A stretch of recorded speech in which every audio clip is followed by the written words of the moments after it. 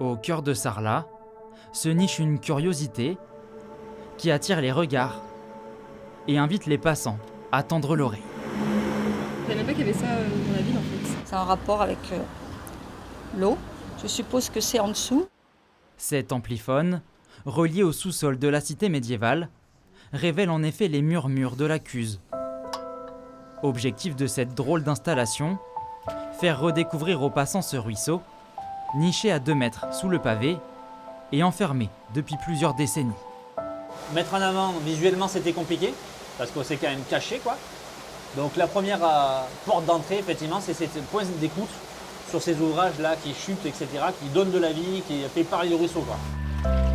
La Cuse s'écoule sur presque 8 km de long avant de se jeter dans la Dordogne. Sous Sarlat, elle est le témoin d'une urbanisation qui s'est bâtie au fil des siècles. On voit là une poutre là qui est submergée. Ça va être une poutre d'aulne. L'aulne quand il est sous l'eau il pourrit jamais. Donc autant ça a peut-être 500 ans ça. Et on voit la superposition des âges avec les ouvrages transversaux. Là on a un réseau d'assainissement.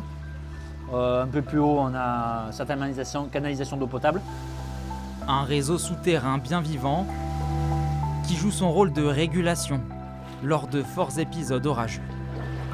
Son réaménagement en devient même un enjeu par endroits, comme ici, à la sortie de la ville, où un parking souvent inondé recouvrait il y a quelques années le ruisseau.